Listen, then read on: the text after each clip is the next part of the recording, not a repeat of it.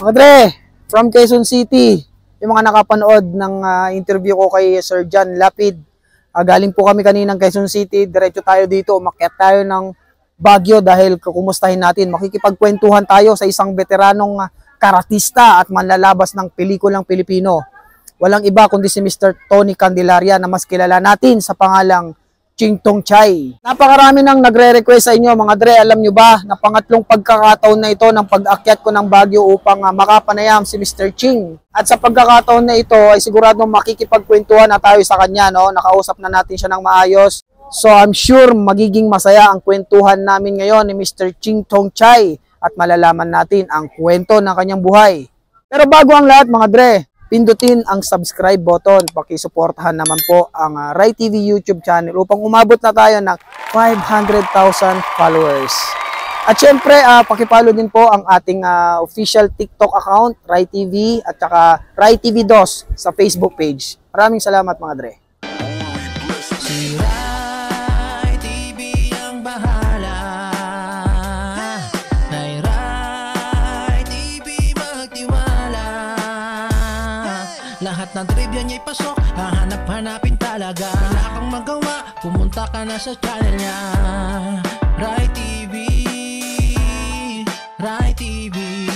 Iba-iba ang mga kwentong nandirito, masasabi mong hindi imbento. Siguradong mawihili ka sa kada nood ng aking palabas. Tanggalin natin kung ikaw man ay nababagot. Kesa magmukmok sa gilid, manood at makinig. Sama mo ang mga kakilala mo at tropa, sama-samang panoorin ang mga istorya.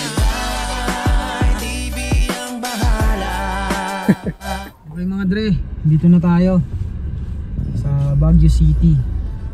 Maghanap lang tayo ng mapagpa-parkingan.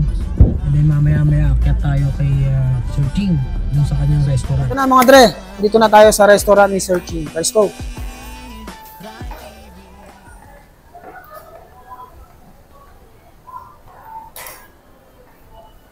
Ching. Ayun o. Ayun siya o.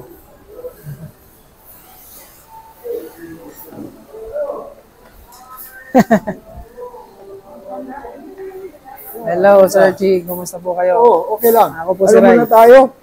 Muna tayo. Sige po.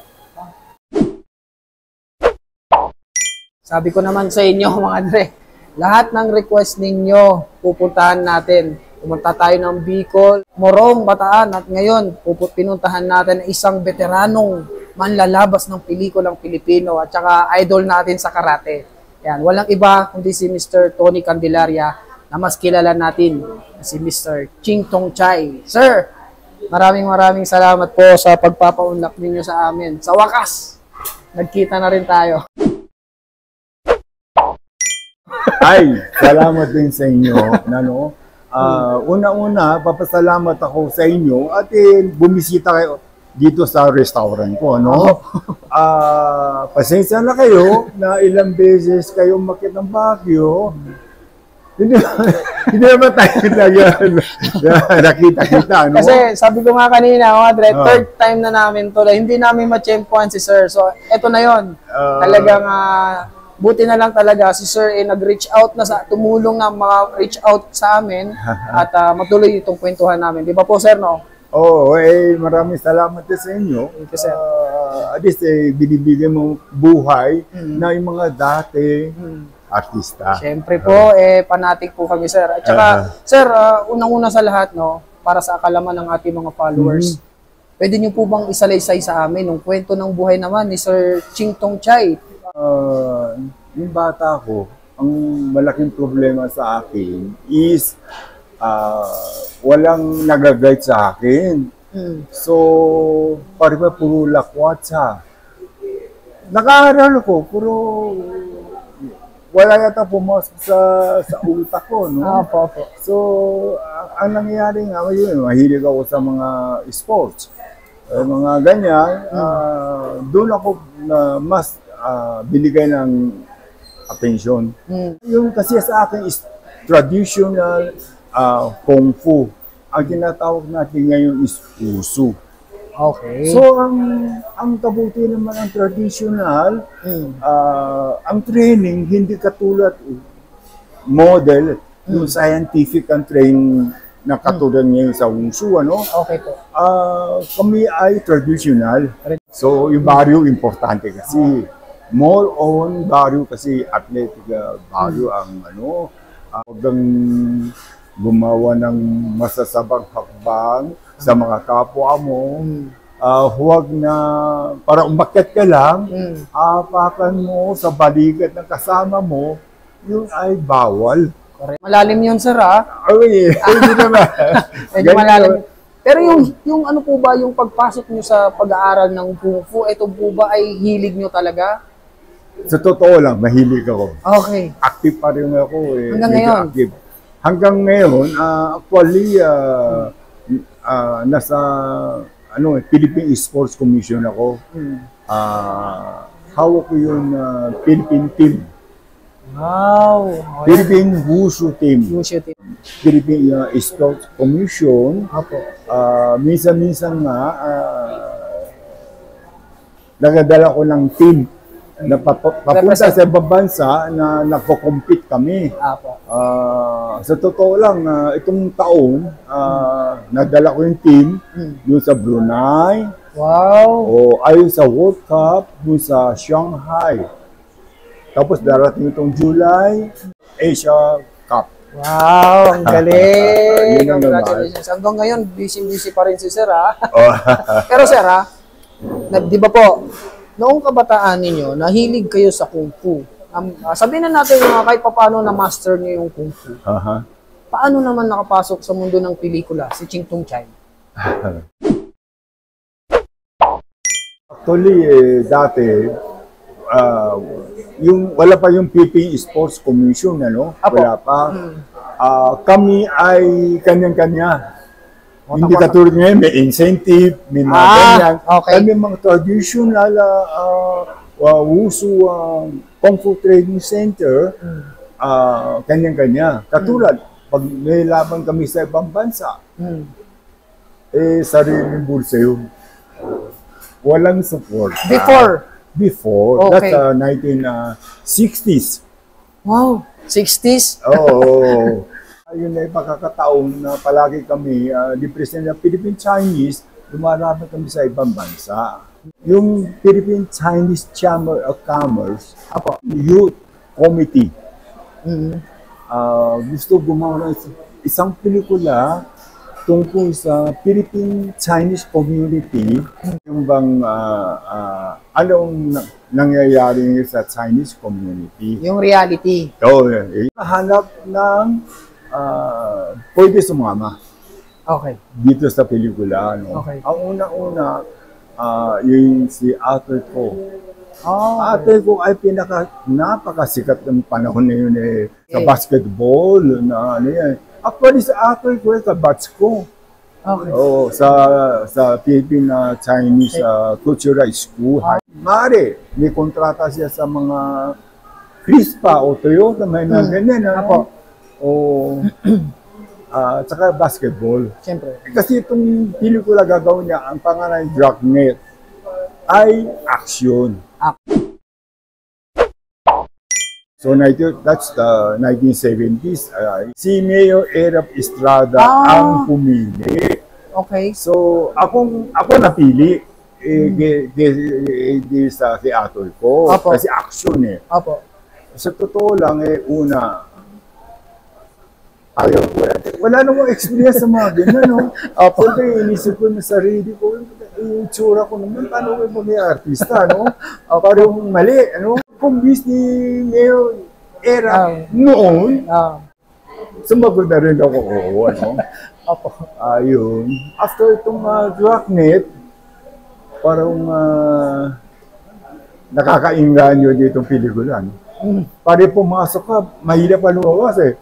So tuloy-tuloy kasi mga Projects. mga project at pinukuha ko. So after nun, tuloy-tuloy na yung mga projects nyo na Diretso na.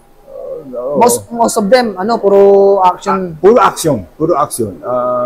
May mga foreign films, tapos yung kasikatan kasi ni Bruce Lee, namatay si Bruce Lee. Yes. So ang pumalit ay yun si local natin Bruce Lee, si Ramon Zamora. Opo. So yun, sumama kami sa yung pelikula na sinasabi, ang tinatawag kay Return of the Dragon. Opo. So ako ang kumontra kay Yes. Ramon. Yun yung, May isa pa ako na nasa na hindi ko rin makakalimutan yung ganito kami noon. Paano kayo ngayon? Siguro tinutulungan mo mga insurekto dito. Aba, hindi. Ako tinalama eh. Ayaw ng gulo. Marami kong problema eh. So itong tatlong pelikula na pwede natin sabihin sa buhay na dun sa bilang artista, hindi ko makakalimutan. gaano ba karami yung mga pelikulang nagawa niyo before? If you remember. Ako kasi halos puro kontra, no? Opo. Sa 10 years time na bilang artista, may second league, mga ganyan, kasama-sama, 10 years ako eh.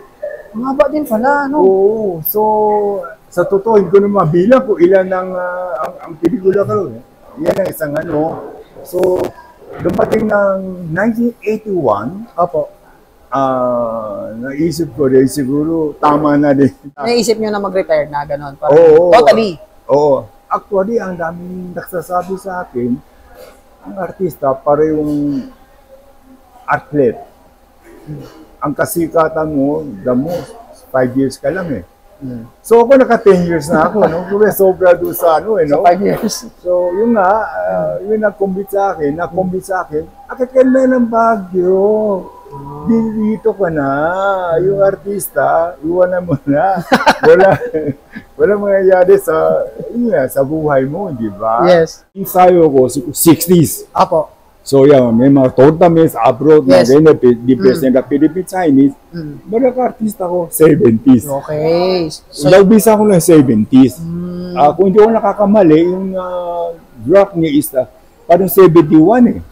okay. 1971. Tama. So, Oo. 70s to 80s yan. Yan yung era ng karate. Oo. So yung 70s, 80s, maganda ko ng Baguio. Ganyan lang nangyari. Oh, so 10 years, kung sa pwede mo sabihin, mahaba na yung 10 years, ano? Anong masasabi niyo dun sa 10 years na yon sa buhay artista, sir? Anong mga natutunan niyo? Anong mga experiences niyo na pwede niyo ibahagi sa amin? Sa akin, bilang artista, for 10 years, pwede natin sabihin, yung sa financing, okay lang eh, tamang-tama lang eh. Pero mas malaki diyan is kalangalan, yung pangalan ang importante. So, yung sa 10 years time na yan eh, parang nakuha ko yung pangalan eh. Tama. Sa halos eh, kilala ko na ganyan. Yan ay isang malaking bagay. Correct. So, itong nagnegosyo ako dahil din dito sa ipangalan ko sa pelikula. Lagi may pupunta sa restaurant ko, sila mga senior mga Dolphy, yan, puro doon napunta eh, Rani po, yung kasama ko. So, hindi din maraming pupunta para may minsan makita din mga artista. Correct. Yan lang Malaking din siya, no, sa business ninyo. Sir. Napakalaking, sobrang tulong, sa totoo lang, at isa pa, may shooting ka sa Baguio, ako naman minsan nakaalalay dito sa mga kapwa natin na artista. Ganyan. Kapag may location sa Baguio, Ayaw, siyempre, masaya kami. Ganyan ang Sir, pero namimiss nyo rin ba yung buhay nyo noon bilang artista? Siyempre, Ano yung mga nakakamiss na parte ng pagiging artista? sobrang saya na kada mo walang katapusan ng nasaya. Pero tungkol ka dyan sa bilang kung magano ka, bilang panghabang buhay o panghanap buhay, mukhang Walang kasiguraduhan. wala nga. Okay. Oo. Yung ba yung nag-push sa inyo, sir, na hanggang dito lang ako, tama na to? Anong nag-drive sa inyo na i-stop niyo na yon and mag-focus na lang sa business? Paribang kasi umbisang bata ako, hindi pa ako nakatrabaho sa ibang company o ibang negosyo. Employer. Yung bata ako, doon sa kumpanya namin, ako nakatrabaho. So, libre. Yung sarili company. Opo. Wala nag-aalala, bawal. Hindi, kasi company namin eh. Okay. So, yan ang isang, yun ang isang mali sa buhay ko. Kasi wala naman nakikialam sa akin eh. Tama. So, tama. 1980s, na nagtrabaho ko sa iba, yun ay umakyat ko ng Baguio.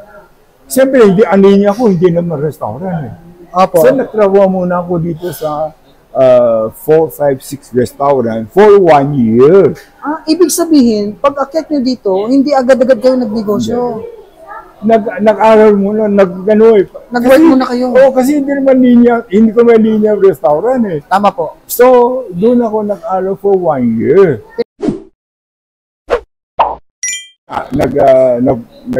Nagbukas na akong restaurant. Kailan nyo binuksan yung sikat na restaurant? 1983. Wow, wala pa ako Oo, ang panahon kasi noon, marami pang foreign tourists dito sa Baguio. Yes, yes. First location nyo, Abanao. sa Manao. Oo. Yun ay 1982. Opo. 1982, papasok sa 1983. Which, nag-last ng ilang taon po kayo doon, sir, sa location na yun? Ang 20 years ako doon. Wow! 20 years ako. Ang tagal, 20 years no? ako. So, yung parang bang yung may-ari ng lugar, ang pangalan ay Nicolas Gopiao, Opo. senior at junior. Okay. So, napakalaki na utang na loob ko sa kanila na pinagamit nila yung lugar for 20 years. Yes. Yes, sir. Bakit siya laging binabalikan up until now? 1980s, marami mga foreign tourists na umakyat ng Baguio. Opo. So, from 1980s, mga 84, bigla nawala yung tourist, na international tourist ang sinasabi ko. Yung kay Aquino, parang turista. Naghigpit eh. Oo. So, nag-ship ako, imbes Venture. na Chinese restaurant, nag-ship ako ng konti. Ngayon sa medyo American dish, yun na umpisa na naging project ng 50s years. Okay. So, that's yun ay 90s, ano? 90s na yun. Ang nakikita ko rin ngayon, doon. Naalala ko yun. 1990. 1990. Oh, 1990. Doon Opo, ulit. opo. So, naghintay pa kami ng almost 3 years bago nabuo itong 50s diners. Ganun pala kahaba yung disaster na yung tragedy na yun. Oo. Ganyan na nangyari. Kasi napuruhan yung bagyo nun. Yung naman after mga 3 to 4 years, 1990s, mga 2 to 3 years, saka medyo bumalik yung negosyo. Dahan. So, kumusta yung 3 years na yun, sir? Anong pinagkaabalahan yun? Ganyan lang, pasa-pasa lang. Importante, nabuhay din. In term of financial, yung financial na pumapasok sa inyo, saan ba mas nagkaroon kayo ng financial freedom? Sa pagiging artista ba o sa pagiging negosyante? Sa akin ay malaki ang kita, sa totoo lang, ang artista. No? Okay po.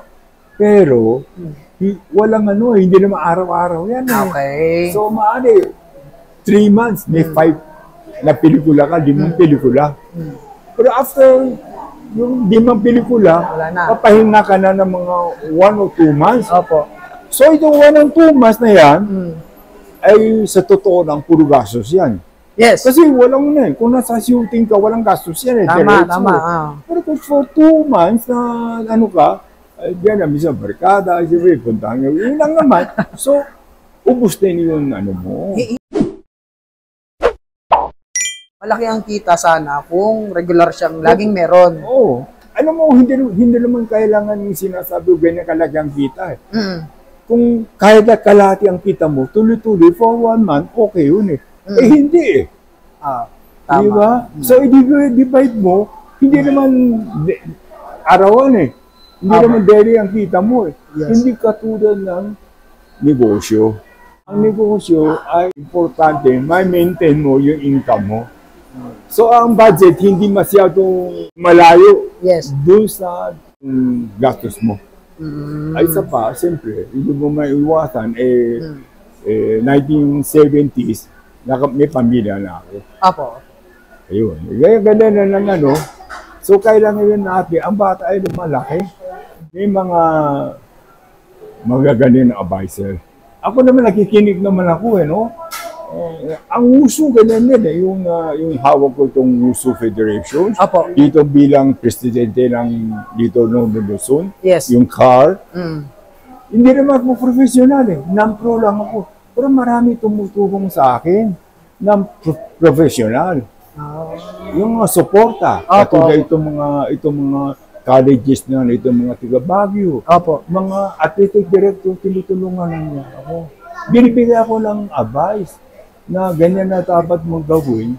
Ginagawa ko naman, effective talaga. Iba pa rin yung may mentor, sir, no? Na sinusundan mo, no? Oo, ako naman hindi naman matigas sa ulo natin no? Opo. Sinusundan ko sila at kung ano dapat gawin. Correct. Katulad, kung WUSU, pumasok sa BBL. Ang BBL ay samahan ng mga colleges dito sa Baguio na every year sila ay may tournament. So every colleges or every school, sila ay may mga varsity team. So kung nag-practice ka na WUSU, kasama yun sa event na dito sa BPL, Apo. sila ay scholar. Oh, So, galing. karami ng mga scholar ay mga WUSU team, Apo. libre sila. Nakatapos ng college dahil doon sa WUSU. Nakataba ng puso ko Tama po, na tama. marami namang natutulungan. Correct. So lang, dahil din dyan, sa 2005, nakuha ko yung outstanding citizen ng Baguio. Galing. Buong Baguio yan, sir, ha? Hindi naman ako lang kasama lahat ng mga taga Baguio. Dala-dala niyo yung ano. Oo, lahat mga advisor ko. Talaga? Ganyan ang ano. Galing. Hindi ko alam yan, sir, ha? At least alam na ng ano ngayon, yung contribution nyo dito sa komunidad ng Baguio. Oo, yun naman. Ang swerte pala ng Baguio, sir, at nagkaroon sila ng kagaya yung sumusuporta sa mga kabataan. Mas maswerte naman ako. Yung tumutulong sa akin, panonood ka taga Baguio. Diba? Yun lang naman. Sama-sama. Tapos yung mga project ako, katulad ng mga senior citizen. Tinutulungan ko sila mag-Tai Chi. Yung dahan-dahan na mismo rin pareho sa luneta na ang Tai Chi ay mind training. So, kahit na may sakit ka sa puso, pwede ka mag-ensayo Alam mo, karamihan kasi mga senior, wala magawa sa bahay. Yes. Kung di magalit, kinamagalitan yung apo, yung anak. So, sa totoo lang, marami anak. Saka mga apo pupunta sa akin, papasalamat sa akin. Kasi yung lola niya o lolo, after pupunta doon diyan sa Bulham, nag-iinsayo. Pag after insayo, una-una, yung magaang katawan malakas yung tuhod, yung ganyan, yung lumalakas yung kondisyon ng katawan. After practice, kape, pauwi sa bahay, malamig na ulo. Kalmado. Kaya masaya. Hindi ba? Actually, itong grupo ko, alam mo, mga 15 years na rin. Hanggang ngayon, tuloy pa rin sila. Isa pa, pwede mo sabihin, maswerte din ako, lahat ng Philippine team, karamihan ay galing sa Baguio. Yeah. So, nag-retire sila. Nag-retire sila sa bilang Philippine team. Nari, bumalik dito, nag-aral, tinapos nila, para mag-graduate. Sila na ngayon nagtuturo. Wow, ang galing. Di ba? Sa akin kasi, sa ano ko, mas magaling itong mga athlete ko Kasi sila, nag-schooling sa ibang bansa, sa China o ganyan. So, mas magaling sila. Pinagsama-sama na nila yung knowledge nila. Sir. Yung sistema. Yung sistema. Ano ba iba na regular yung mga senior. Apo. Lahat ng sakit ay nadyan. Correct. Di ba? Tayo may kunding galaw. Puro minsan 100,000. Saan tayo kukuha na 100,000 ngayon sa panahon ngayon, di ba? So wala ba yung sinasabi na isang yung foundation na tumutulong? Ganyan na nangyayari. Kumbaga, kailangan ng suporta ng government pa rin. Government, oo. Kaya naman ang dati kasi maraming malalaking company. Sabi mga Viva, mga ganyan, Correct. malalaking company. Pero ngayon mukhang nawawala na eh. Kahit ang mga sinihan. Wala naman sinihan eh. Dati, Sa labas wala. Sabi nyo, lahat ay malalaking, di ba? Nasa mall na lahat. Ngayon wala na, puro mga mini theater. Oo, nasa TV. Yes. Wala eh. Sa totoo lang. So, paano tayo kikita niya? So, ibig nyo sabihin ba, sir, sa inyong opinion, maliit na ba yung chance na bumalik yung kalakasan ng pelikula noon? Yung nakikita ko parang nahihirapan tayo. Ang isa pa, ang market natin maliit eh. Correct. Market natin maliit eh. Tama. Di ba? Opo. Dati may mga pelikula, tapos may mga double yung sa probinsya, di ba? Yes. Pero experience ko, hindi magandang experience naging sa akin. Yung nag-artista ko, nag-produce din ako. Yun ay isang hakbang na mali-mali sa buhay ko. Wala naibalik kahit 5. Tapos, sa laki ng budget, nakautang-utang ko sa labas. Medyo na-down ako doon. Totoo. Oo. Alam mo na, actually, nagamit ko lahat yung mga credit line ko eh, para matapos yung pelikula eh. After natapos yung pelikula, wala na balik kahit 5. Naku. Ang masakit doon, nagkautang pa kayo. Anong movie to, sir? Yung Laluyong at Habagat. Anong artista nyo? Si Big Vargas, Pinky De Leon, Willie Belmonte, Ang lalaking artista. Adma, si Reyes Cortez. Opo. So, yung pelikula, hindi kumita. Actually, ang Laluyong at Habagat, yun ay parang sabi ni Direk, natin itong dalawang hatabag, dalawa lang eh. Tapos 1,000 kambing, ganyan, para mas malit ang budget. Okay. Ginawa niya, parang Godfather, mga naka-costume, yung mga lumang kotse, Opo. pinapasabog yun ng mga gasoline station. So, ang usapan nyo, maliit lang talaga dapat ang budget. Oo, ang ginagawa namin ni Tagulan sa Takaraw, yun ang unang project. Okay. Sabi niya rin, huwag natin gawin ito, baka malaki yung So, nabigay sa iba. Okay. Tapos ginawa itong, gawin na natin ito, mas malit ang budget. Di, okay lang. Oo. O isang island, na ganyan. Tapos may mga kambing, ganyan, parang probinsya. Opo. Parang yung pinakamagandang hayop sa, mga ganyan Opo, lang. yes. Mga ganyan Yung sistema. concept. Oo. Tapos, ayun, umiba na naman yung hangin na yung Godfather na kumita, ginawang yung costume. Ginaya yung Godfather.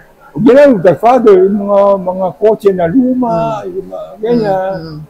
So, doon ako nababay. Ano yung lesson doon? Pwede pa din ako magtiis na feel ko na niloloko ako. Pero hindi ako gumawa ng hakbang na hindi ka dapat. Kasi kung hindi ko na overcome itong nangyayari, yung sama na loob, yung sama, siguro nakakulong na rin ako. Okay. So, hindi. So, dahil ito sa wushu, so, naikalma yung ko. Nakatulong kasi medyo buwaba ako. Okay. Along the way, habang ginagawa yung movie, nafe-feel nyo na, deep inside. Nafe-feel ko na. Pero, hinayaan nyo lang. wala kang magawa. Kasi, andun na. Habol na eh. Yes. Ano gagawin mo? Tatapusin mo yan. Tama po. So, yung habol dito, habol doon, para matapos yung pelikula. Sa yun sa dahilan, kaya ba iniwan niyo yung pelikula, sir? Ganyan siguro. Siyempre. Ganun rin siguro. Pero sir, may iba tayo, no? Para Oh. good vibe naman tayo, sir. Experience naman sa mga, sino yung mga closest friends ninyo sa movie? Sa totoo lang, puro mga, ano man lang ako sila makisama sa akin, talagang todo-todo. Talaga po? Oo, na talagang parang ang tingin niya sa akin, makasama. Kasi pag umastos sa restaurant, laki ng gumastos. Umastos sa restaurant. Sana pang todo ng gastos. Talaga po. Kaya siya, Dilante talaga yung Tier 2, 3. Sila, Maraming nga sila, puro mga, ang sa totoo lang, ang hindi ko nakasama sa pelikula, Sino po? si Ramon Libila Sr. Siya lang. O siya lang yung Chiquito, mga, Big Soto, nakasama nyo rin, di ba po? marami rin pelikula. Nino Mulak. Ninyo mula. Oo, sila yung nga, yung Dolphy. Siguro, ang dami rin pelikula yung Dolphy. Yung Dancing Master 1 and 2. Ayan siya. Ang laki ang bonus binigay sa akin yan. Talaga. Oo, ganyan. Akala ko mangilan-ngilan lang nakasama niyo si Mandolfi. Marami rin pala. Marami. Marami akong Mga comedy, no? Pero ako ang parang katabi niya, Sino po? si Dolphy. Parang palaging, Laging katabi. hindi ako extra. Talaga kasama siya. Yes. Ganyan naman no? Malaking bagay yan. Bino mo, kasama mo siya. Siya parang ako ang sidekick niya, mga ganyan di ba? Yes. Alam mo sa pelikula, pag yung sidekick doon sa sikat ng artista, natanong ka na rin, kasama ka na doon. Siyempre, kasi expert kayo sa, di ba, sa Kung Fu. Hmm. Was there a time ba na yung mga tinatawag nilang fight director ngayon, humihingi sila ng advice from you? Ako naman karamihan, ako gumagawa ng routine. Okay. Lalo katulad sa Ramon Zamora. Siyempre, kung eksena ako gagawa. At suggest, kung ano ba, okay ba? Okay naman, di yun ang gagawin namin. Okay. Diba? Lalo katulad si Pare Ramon, mga ganyan. Ganyan ang sistema. Most of the time talaga, nagsasuggest kayo. Oo. Siyempre, alam mo na, sa aking camera. Ganyan. Di ba? Yun naman, yun lang naman ang I'm sure may mga pagkakataon, sir, na sa paggagawa niyo ng routine, wala bang nangyaring disgrasya or something? Siyempre kasama yan. Ako naman pwede mo natin sabi, medyo experiencado ako doon sa mga ganyan. Yes. So kung ako, ang kalaban ko ay medyo hindi naman action star. Opo. Hindi ako gagawa ng routine na yung Alangan. Yung alanganin. Kaya tatamaan ako noon Yes. So gagawa ko lang medyo safe ako. Yung mga talon-talon na galing sa mga second floor, okay lang sa akin Alam, kaya ko naman Kumukuha kayo ng ganung stunt, sir? Oo, kasi may mga May mga high fall? Kung hindi mataas, kaya hindi ako gumagamit ng mga cartoon o tatalon ako, kaya ko naman. Pero kung sinasabi masyadong mataas, nilalagay ka ng cartoon, di ba? Tama. Alam mo, sa totoo lang, yung pelikula natin dito, minsan kulang sa safety Totoo yan. Katulad, lalaban kayo sa taas ng building, sa taas ng Fort Fiera, sample, ganyan, di ba? Kung American film, nakatali yung invisible wire. May harness. Safety. Yes. Dito wala. Dito, bahala ka mahulog dyan. Buwis-buhay siya. Totoo lang sinasabi ko. Hindi ba? Ang dami ko nang nabalitaan nun dahil dito sa mga interview ko. May mga namang stuntman dahil dyan. Yung minsan. Alam mo, minsan nakakalungkot din. May mga stuntman na kailangan ng pera.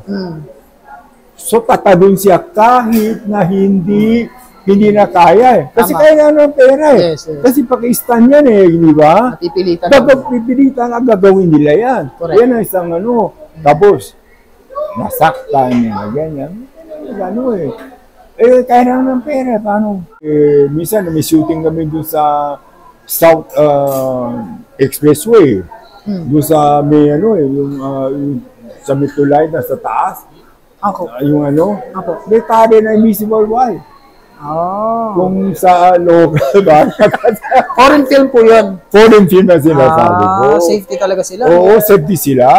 Kaya nagugulat sila, sir, pag nag-i-stunt yung Pinoy eh. Oo. Nagugulat sila, grabe yung mga Pilipino. Sa totoo lang. Oo. Sir, isa sa dahilan, kaya ako nandito, dahil nabanggit kayo ng kaibigan yung si Ulysses Chan. Aha. Hello, Sir Gab. Sabi niya, bisitahin mo si Sir Sting. Mga kaibigan niya. Ano gusto ang pagkakaibigan niya, Sir Gab? Kami ay mahigit pa kami sa kapatid. Araw-araw kasama kami, no?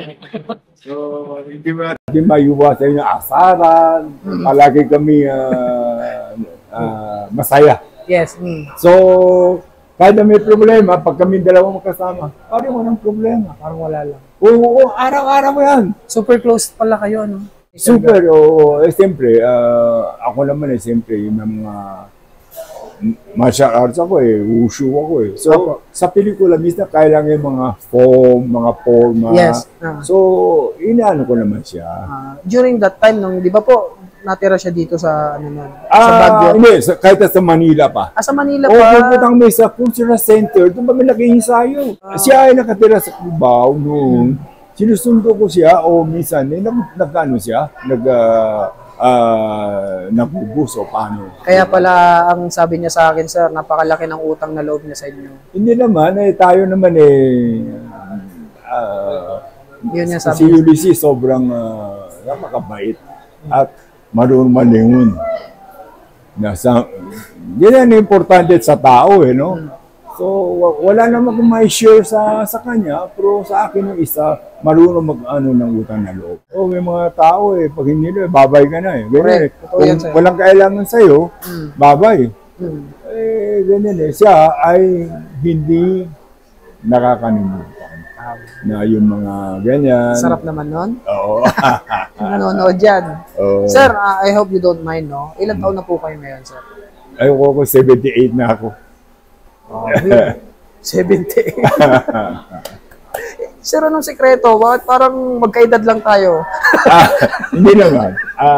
Medyo mali. Dahil athlete ako, hindi ako umiinom at hindi ako naninigarilyo. Okay. Ganyan din. Yung tulog nyo, kailangan at least kompleto pa rin. 8 hours, 10 minutes. Siyempre, kung sa shooting, hindi, no? Apo. Pero kung walang shooting, okay lang talagang, ako, medyo nag-ensayo ko, Yes. araw-araw, ganyan, sistema. Pero sir, yung sa pagkain ninyo, baka naman pwede nyo i-share sa amin na ano yung mga iniiwasan yung food?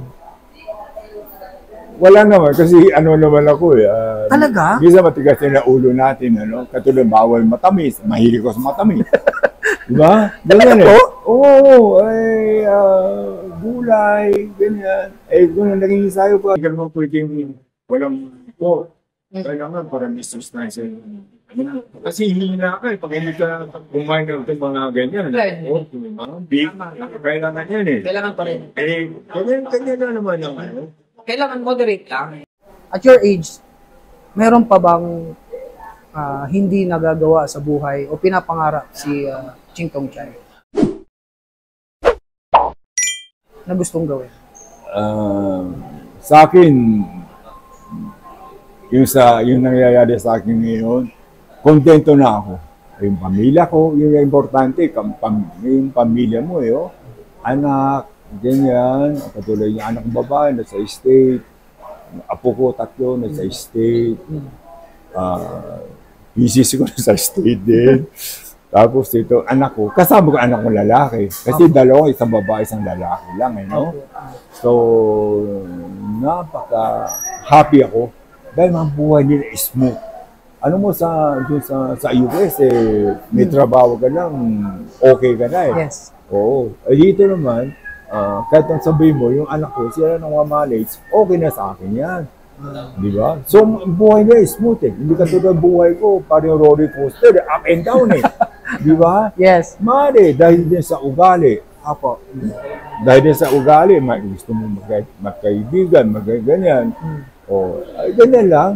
So, yung mga ibang generation. Ang generation ngayon mukhang mas practical, mas plangkahan. Totoo. Totoo yan. Kami naman ano yung panahon namin naman, masyado importante yung pakikisama. So, doon ka tatamaan dahil doon sa pakikisama. Di, sasabihin mo sa pelikula, na-produce ako dahil sa pakikisama. Correct. Totoo yan. So, ako din, sa totoo, ako naman kasalanan So, pwede mo isipin, ganyan Di ba? Sino sisisihin mo? Yung katapat o sarili mo? Di ba? I-charge mo sa experience. Pero, napakalaki naman yung na-charge sa akin yung experience. Literal na na-charge. Grabe! Literal na na-charge, sir. Grabe! Nasira. Pero at least, sir, bumangon pa rin kayo, lumaban pa rin sa buhay, kahit natalo, minsan natalo. Ganyan nga. Isa pa rin malaking bagay, si Commander. Isa pa rin malaking bagay na every move ko, suporta siya. Importante yan, sir, no? Kailangan yung mga, yung mga partner natin sa buhay. Kailangan, kung ano yung mga goal mo, mga pangarap mo, suportahan po ninyo yung mga partners. Kasi lahat talaga ng mga nakakakilala kong tao, yan ang sinasabi nila. Hindi pwedeng magkaiba kayo ng Sa akin naman malaking bagay Yung down ka, na sinusuportahan ka, yun ang importante. Sa akin is, yung commander mo, yun ang number one. Minsan, alam mo, naghahabugan ng pera, pauwi sa bahay, nakaaway kayo. Pangit. Di ba? Ganyan. So, pwede rin sa akin na yung buhay ko, na hindi naman ako mayaman pero yung masarap ang buhay. Masaya at masarap ang buhay. Yan naman ang buhay no? Yun ang importante. Kasi kung may kumpul yung mas mataas sa'yo, sabi ko barkada, minunaryo hanggang ngayon, gusto niya 10 million, gusto niya 20, gusto niya 30. Ako, may konting paggastos. Okay na ako. Makontento ka kung anong meron ka. Sa akin naman importante, healthy ang katawan natin. Yes. Sa edad Hindi mo madala yung pera. Sa mga followers natin, ang dami na nilang nagre-request na i-feature namin kayo. Pwede pa natin silang pasalamatan. Maraming salamat sa inyo na ilang beses na kayo pumunta dito. Ang sabi na iba, nagtatago ako. Kasi totoo lang, hindi. So, hindi lang tama yung oras. Yes. Ayun So, palagi pag umakyat kayo dito, wala ako. Diba? Nagkakataon lang naman. At least papasalamat ako sa inyo dahil nakakaintindi na ganang sitwasyon. Naman. At maraming salamat sa mga viewer ninyo na mas parang bang medyo importante pa rin ako sa inyo. Maraming salamat po sa inyo lahat. So maraming salamat, Sir Tony. Thank you very much po sa pagkakataon. Okay. Yay! Salamat. Huwag kalimutan mag-subscribe. Paalam.